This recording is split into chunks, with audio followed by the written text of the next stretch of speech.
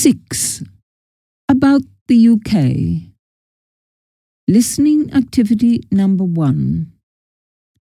The Welsh language and Welsh names. You are going to hear a talk about the Welsh language and Welsh names. Now listen to the talk, choose the correct answer, and then complete the statements. Today, I'd like to talk about the Welsh language and Welsh names. Welsh is one of the Celtic languages, like Scottish and Irish Gaelic. It is estimated that Welsh is spoken by 16 to 20% of the population, although in North and West Wales, 50% speak the language. The Welsh Language Act of 1967 said that all official documents should be in both languages, and most road signs are printed in English and Welsh.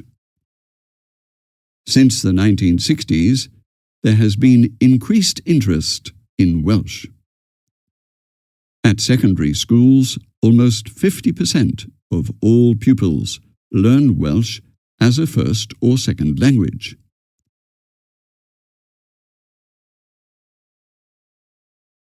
Since 1982, there has also been an independent fourth TV channel broadcasting mainly in Welsh.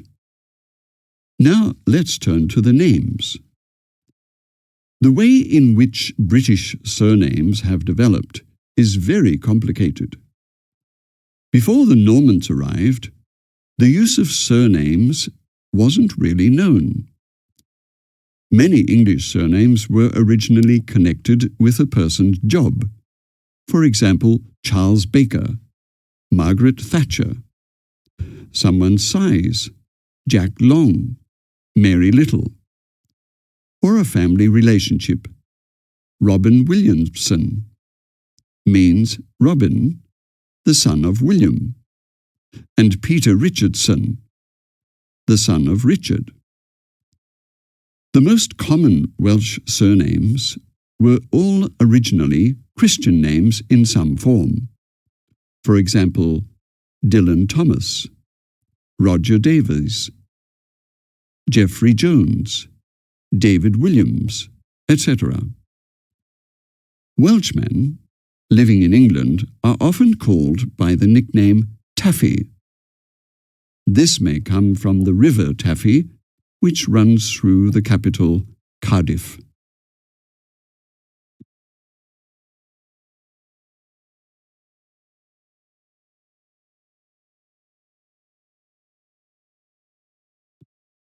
Listening activity number 2. Weddings in Britain. You are going to listen to a talk about weddings in Britain. Now listen to the talk, complete the statements, and then answer the questions. What is the most important day of your life? For many people, the answer is the wedding day, the day when they marry another person and promise to live together as husband and wife for the rest of their lives. Wedding celebrations differ from country to country. In China, the bride wears red, while in India, the wedding can continue for 3 days. However, in Britain, the bride wears white, and a wedding usually lasts for 1 day. In the UK, it is possible to get married in a religious or civil ceremony. A religious ceremony takes place in a church. A civil ceremony, on the other hand, can be held in a registry office, in a hotel, or even on a boat. On the day of the wedding, the bride and groom are kept separate until the ceremony. It is said to be bad luck if the groom sees the bride in her dress before the wedding. The religious ceremony is conducted by a clergyman.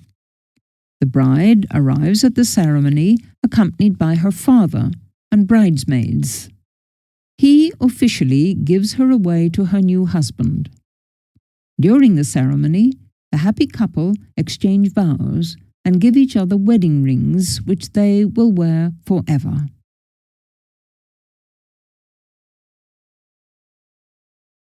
At the end of the ceremony, they kiss. Afterwards, they go outside where friends and family throw rice or confetti over them. Then they go on to the reception where there is a lot of food and drink. After the meal, the father of the bride and the best man make speeches. Then the bride and groom have the first dance. It's a lot of fun. Finally, at the end of the party, the newlyweds leave to go on their honeymoon, usually to a very romantic destination.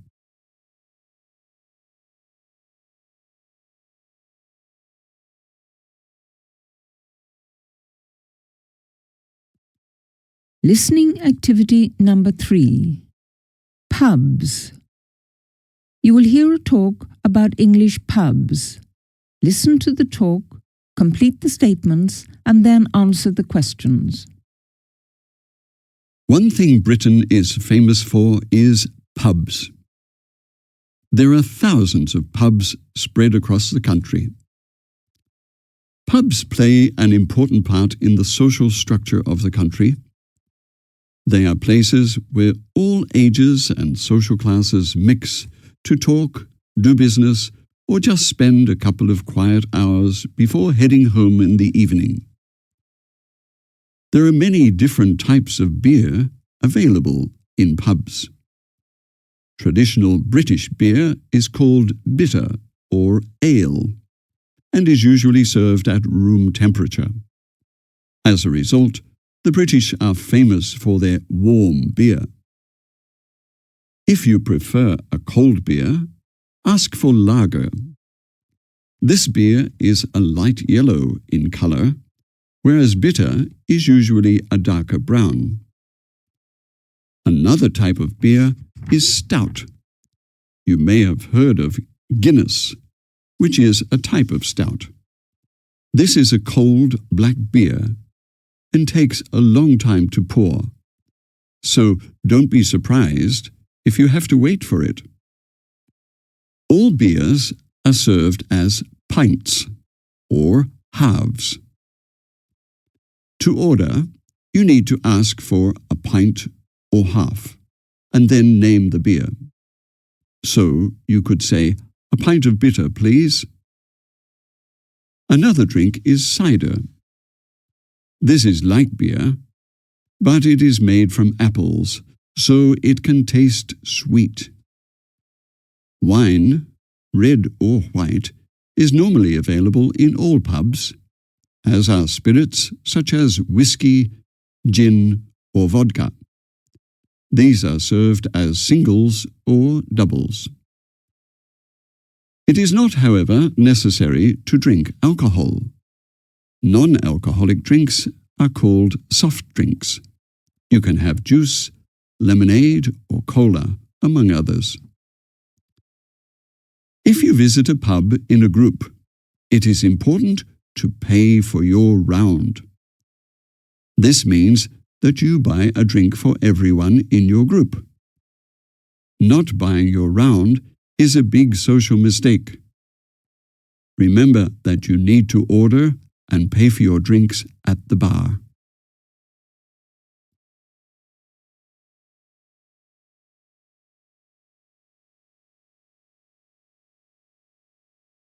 Listening activity number 4. Rainy weather in Britain. You are going to hear a talk about English weather. Listen to the talk, choose the correct answer, and then answer the questions. Britain is famous around the world for its rainy weather, but many parts of the country this June are experiencing much more rain than they have ever seen before.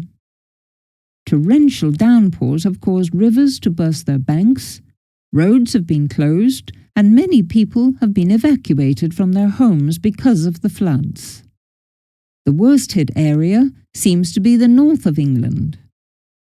There even have been fatalities as people got stuck in the rain and were washed away by the floodwaters. Flood warnings have been issued in many parts of the UK, and it is said that over a month's worth of rain has fallen in just the last couple of days. The rain has also caused chaos at some of Britain's famous June events. The Glastonbury Festival is a 4-day-long outdoor music festival, and while it is traditionally quite rainy and muddy there, in 2007 it was a particularly bad year.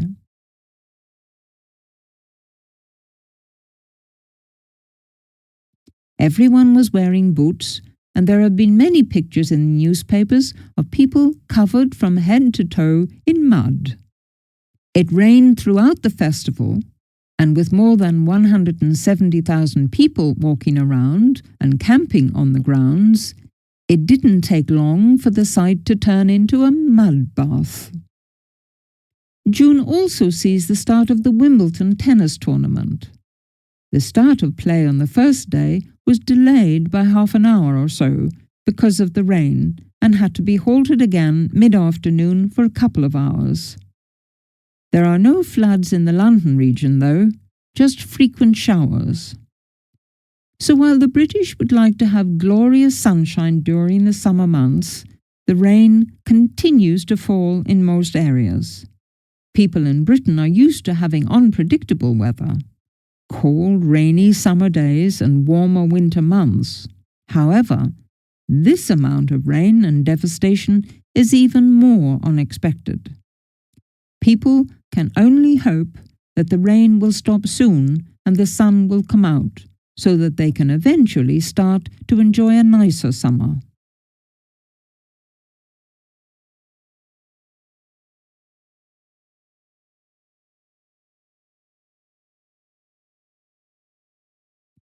Listening activity number 5. English food.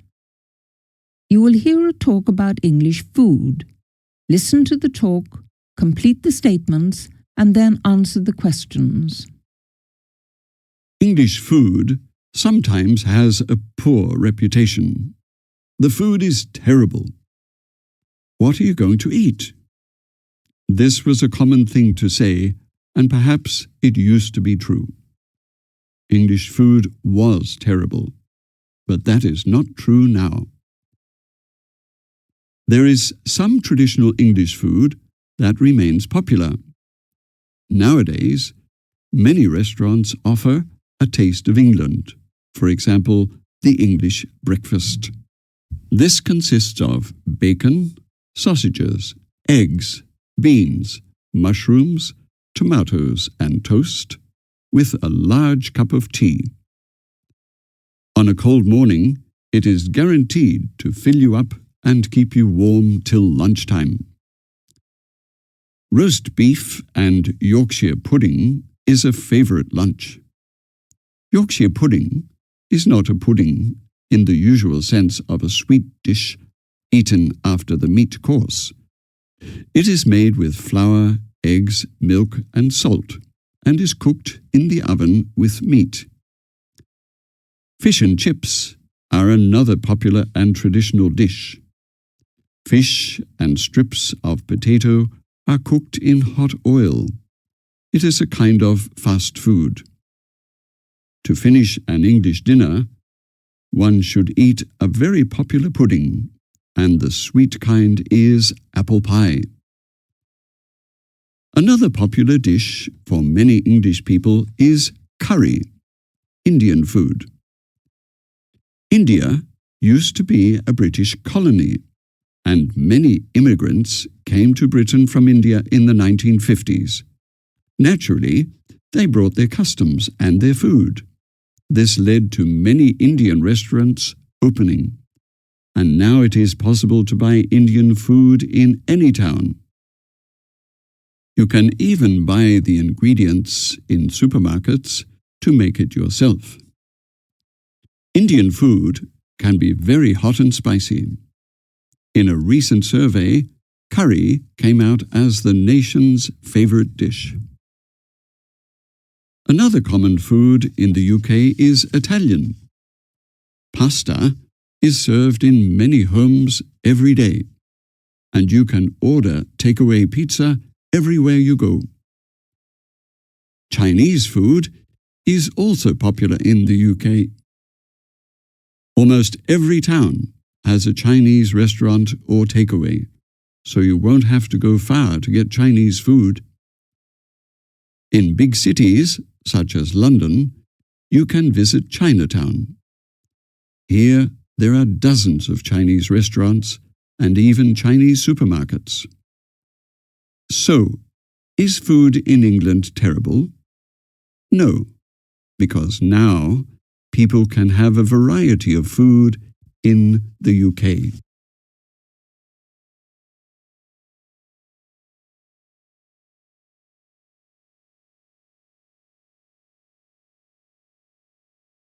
Listening activity number 6. Differences between British English and American English. You are going to hear a talk on the differences between British English and American English. Now, listen to the talk and complete the statements. Good morning, everyone. Today, I'm going to talk about the differences between British English and American English. The Americans are identical to the British in all respects except, of course, language. Americans and British use a lot of the same words, but they say them differently. Accents play a part in the different ways people speak English around the world. Generally, people use the same words but pronounce them differently. Americans have different accents in different regions, such as the South, Boston, or New York. In British English, however, not only do we pronounce the same words differently, accent, we also use different words for some things, making it more a difference in dialect. Australian English sounds like the British English accent to most Americans, but there are Aborigine words added to the language which constitute a dialect difference. Culture has an effect on language too. Cultural differences give rise to different vocabulary, phrases, and different developments in grammar. America and Britain have very different cultures. What difference are there between British English and American English? That is a very good question.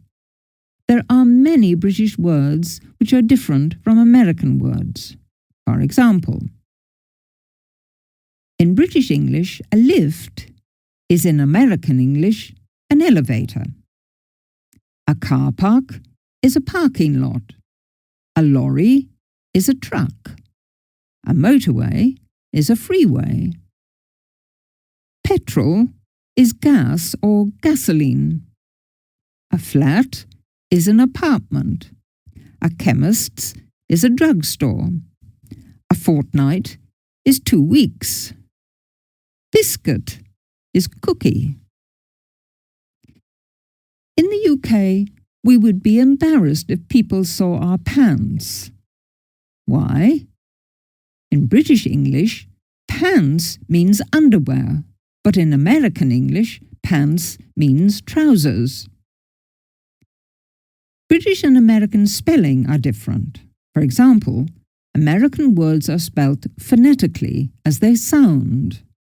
British spelling is closest to the Middle English form of the word, whereas the American spelling is closest to its Latin ancestor. In British English, we spell colour C-O-L-O-U-R. In American English, it is spelt C-O-L-O-R. British humour is spelt H-U-M-O-U-R, and American is spelt H-U-M-O-R. British spell theatre as T-H-E-A-T-R-E, and Americans spell it as T-H-E-A-T-E-R.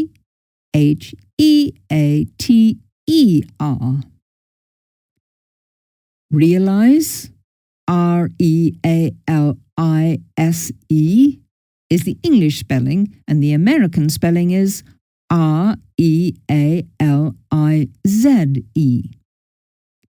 Traveller, T-R-A-V-E-L-L-E-R is spelled by the British, and T-R-A-V-E-L-E-R is spelled by the Americans. In short, culture differences, spelling differences, pronunciation differences, and differences in slang and dialect all result in the spelling and language of British and American English being distinct from each other.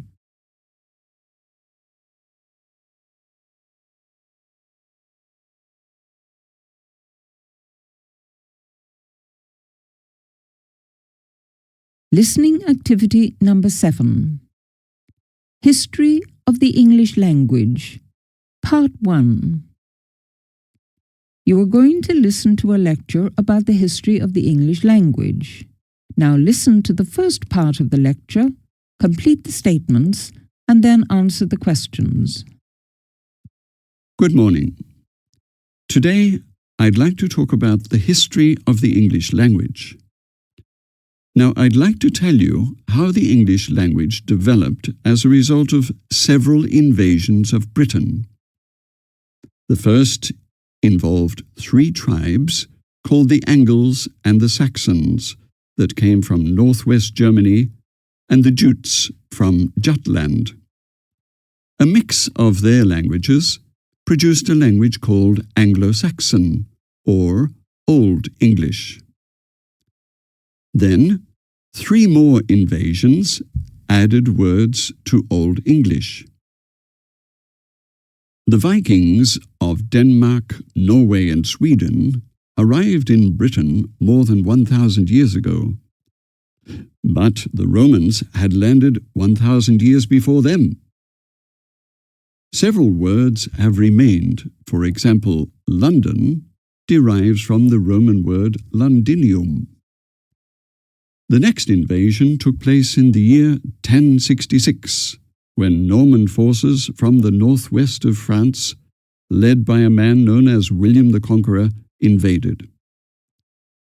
The Norman rulers added many words to English.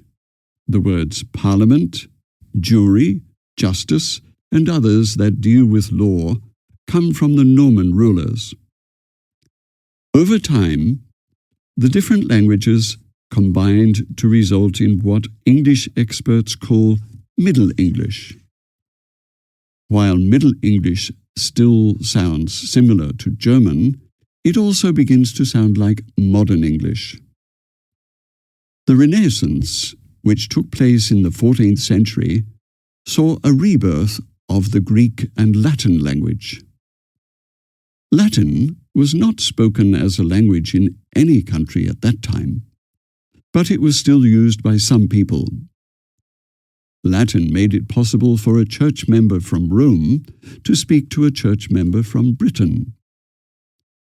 Educated people from different countries could communicate using Latin. During the Renaissance, there was renewed interest in ancient Greek and Latin texts.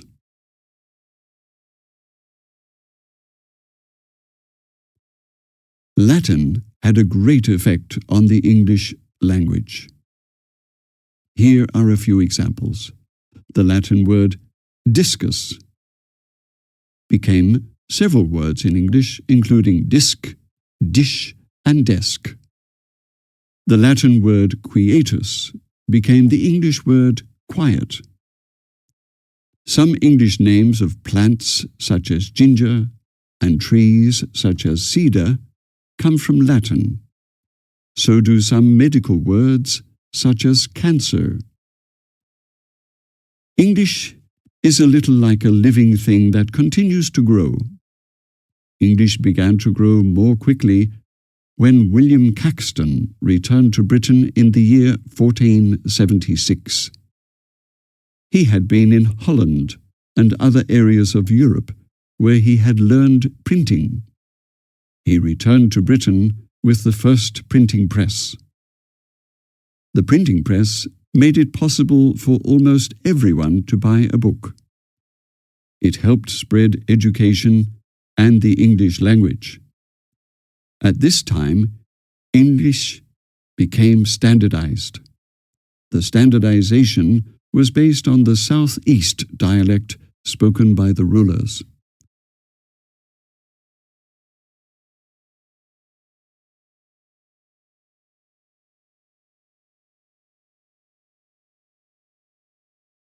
Listening activity number 8. History of the English language, Part 2.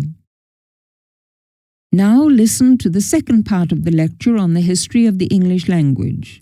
Then complete the statements, choose the correct answer, and then answer the questions. During the 1500s, English became the modern language we would recognize.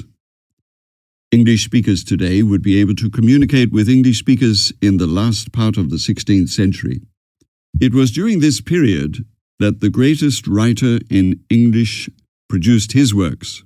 His name was William Shakespeare. His plays continue to be printed, acted in theatres, and seen in motion pictures almost 400 years after his death. Experts say that Shakespeare's works were written to be performed on the stage, not to be read. The sound of all of his words can produce word pictures and provide feelings of anger, fear, and laughter. Shakespeare's famous play, Romeo and Juliet, is so sad that people cry when they see or hear this famous story.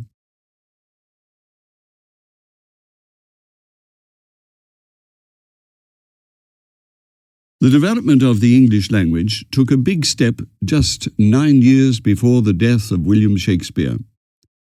3 small British ships crossed the Atlantic Ocean in 1607. They landed in an area that later became the Southern American state of Virginia. They began the first of several British colonies. The name of the first small colony was Jamestown. In time, people in these new colonies began to call areas of their new land by words borrowed from the native people they found living there. For example, the names of many of the great rivers in the United States are taken from American Indian words. The Mississippi, the Tennessee, and the Missouri are examples. Other Native American words include moccasin, the kind of shoe made of animal skin that Indians wore on their feet. This borrowing or adding of foreign words to English was a way of expanding the language. Britain had other colonies in Africa, Asia, the Caribbean, and India. The English language also became part of these colonies. These colonies are now independent, but English is still one of the languages spoken. And the English language grew as words from the native languages were added. For example, the word shampoo for soap for the hair came from India. Banana is believed to be from Africa.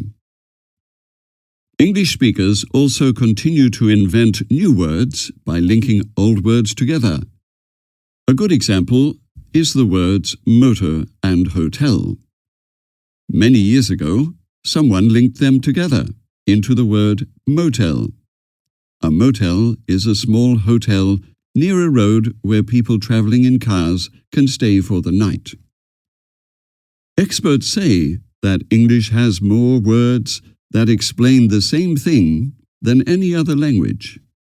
For example, the words large, huge, vast, massive, and enormous all mean something really big. People often ask how many words there are in the English language. Well, no one really knows. The Oxford English Dictionary lists about 615,000 words. Yet, the many scientific words not in the dictionary could increase the number to almost 1 million.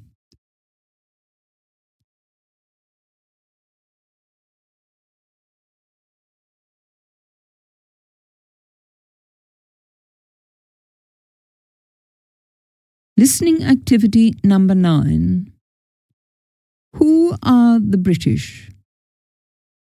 You will hear a conversation on the UK. Listen to the conversation and complete the statements. Good morning, David. Good morning, Susan. What can I do for you? Well, I really have some problems about the terms we used. Yes, what kind of words bother you so much? What is the difference between British and English? Can I use English instead of British? I'm afraid you can't. English means people who live in England. Many foreigners say England and English when they mean Britain or the UK and British. This is very annoying for the people who live in Scotland, Wales, and Northern Ireland, who are certainly not English. But the people from Scotland, Wales, Northern Ireland, and England are all British. I see. What is the difference between the names Great Britain and the United Kingdom? And what about the British Isles? Okay, let me answer your questions one by one. The United Kingdom is an abbreviation of the United Kingdom of Great Britain and Northern Ireland. It is often further abbreviated to UK and is the political name of the country, which is made up of England, Scotland, Wales, and Northern Ireland. Several islands off the British coast are also part of the United Kingdom, and all these islands do recognize the Queen.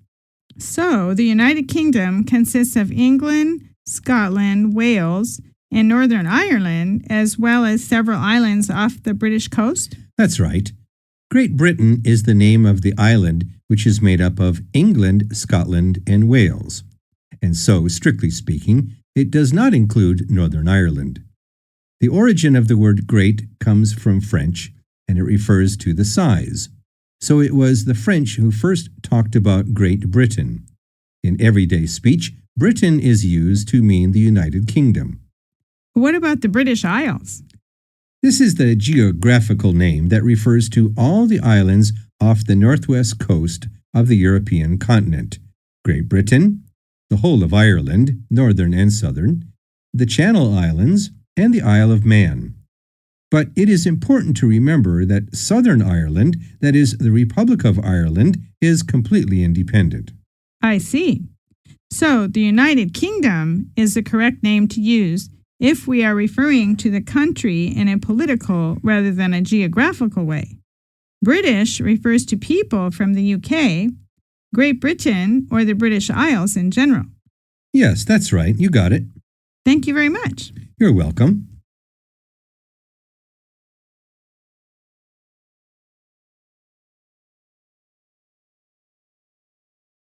Listening activity number 10. The British family.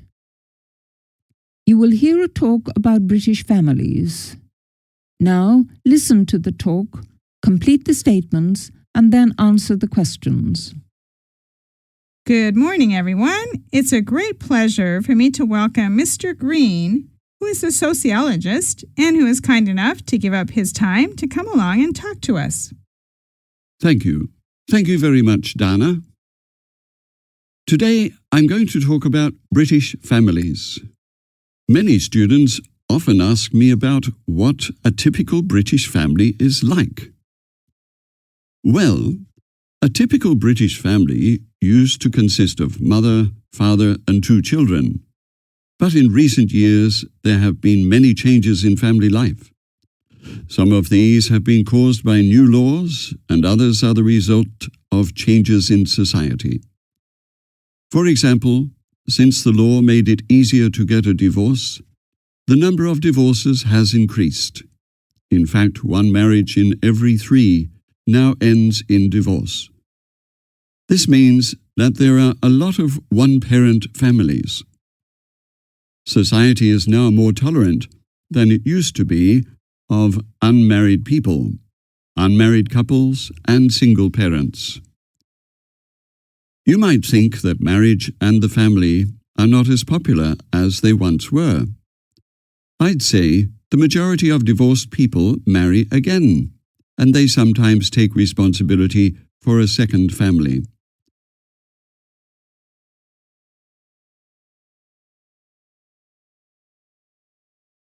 Members of a family, grandparents, aunts, uncles, cousins, keep in touch, but they see less of each other than they used to. This is because people often move away from their hometown to work. So the family group is smaller nowadays than it used to be. In general, each generation is keen to become independent of their parents. When children grow up, they would like to establish their own family unit. Relationships within the family are different now. Parents treat their children more as equals than they used to, and children have more freedom to make their own decisions. The father is more involved with bringing up children, often because the mother also goes out to work. Increased leisure facilities and more money mean that there are greater opportunities for the individual to take part in activities outside the home.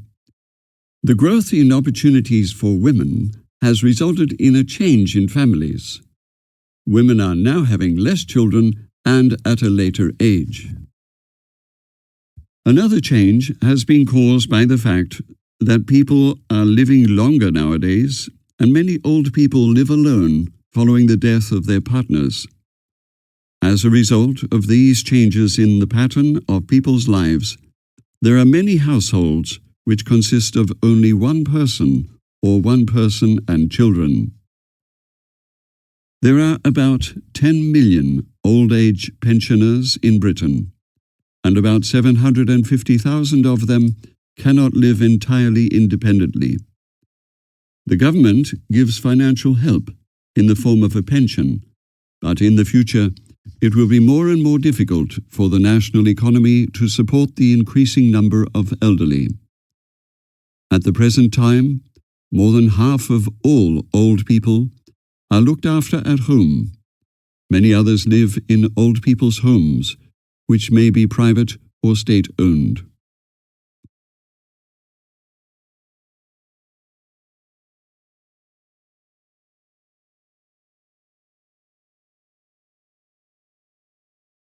Listening activity number 11. Teenage fashion in the UK. You are going to hear a conversation between two friends. Listen to the recording, complete the statements, and then answer the questions. Hi, Susan. Come here and have a seat. Hi, David. It's so crowded here, and I have to wait for ages to get my lunch. It's the best restaurant in the school, so it's always full of people. Okay, I feel much more comfortable now.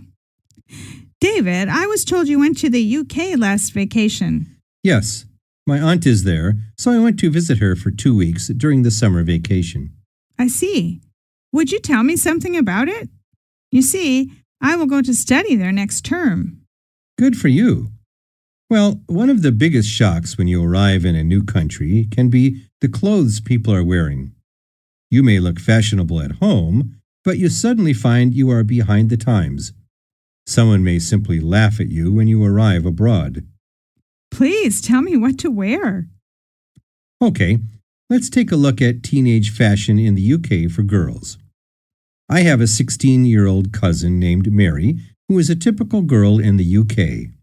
One of the things that may shock an outsider the most is piercing. These days, it is not enough to simply wear earrings. You will see many teenagers with rings in their navel or belly button and nose or even their eyebrow. My cousin has a ring in her lip. Ouch. My goodness. Does she feel pain? I don't really know. I don't understand her. What do they wear? They wear t-shirts from India with sequins and beads. You mean that kind of shirt with some small, shiny pieces of metal or plastic sewn on it for decoration? Yes, and they wear blue or black trousers to match the shirt. And their arms are full of bracelets. This is one style. Yes, there's something else? That's right. Another alternative is the rocker look. They start with a t-shirt of their favorite brand and tight jeans or long skirt. On top of this, they can wear a denim jacket. Jewelry tends to be large and metallic, and to add color, wear a scarf. This sounds good. This is my cousin's favorite type. If you don't like any of them, there is a sporty type. What is it?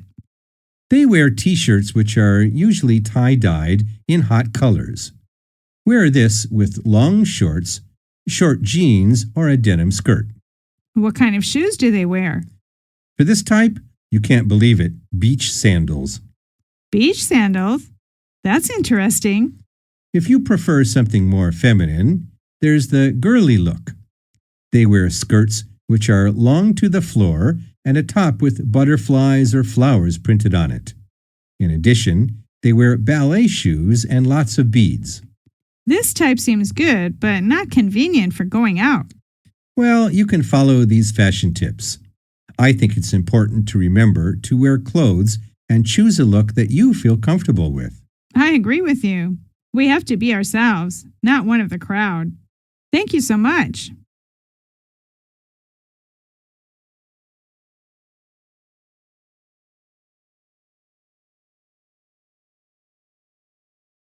Listening activity number 12. Why and how does England dominate the UK?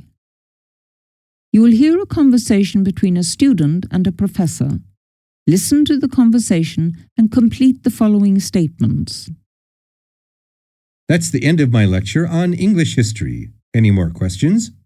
Yes, I have some questions about the terms we used. First, is Great Britain the same as the UK? No, Great Britain and the United Kingdom refer to different areas. Great Britain is a political term which describes the combination of England, Scotland, and Wales, the three nations which together include all the land on the island. It is also a geographical term referring to the greater parts of England, Wales, and Scotland. The full name of the UK is known as the United Kingdom of Great Britain and Northern Ireland. The UK includes Great Britain and Northern Ireland. I see. Great Britain is made up of England, Scotland, and Wales. The UK includes England, Scotland, Wales, and Northern Ireland. Yes, you're right. Is Great Britain the same as Britain? Yes, sometimes people use the shortened name Britain instead of Great Britain. Britain was the name made popular by the Romans when they came to the British Islands. The term Great Britain was first used during the reign of King James I of England in 1603 to refer to the separate kingdoms of England and Scotland. When was the United Kingdom of Great Britain formed? The United Kingdom of Great Britain was formed in 1707. 100 years later, the Act of Union in 1801 joined Ireland to Great Britain, and the name United Kingdom of Great Britain and Ireland was first used. Since 1921, only Northern Ireland has been part of the United Kingdom, and so the name changed. And the last question is, why and how does England dominate the UK? That's a good question. Let's look at the map. England is a country in the UK and occupies most of the southern two-thirds of Great Britain. The total area of England is 130,410 square kilometers. England contains about 84% of the UK population. Yes, England is the biggest country in the UK. Second, the capital, seat of the government, and the largest city in the United Kingdom is London. London is also the capital of England. All of Great Britain has been ruled by the UK government in London since 1707.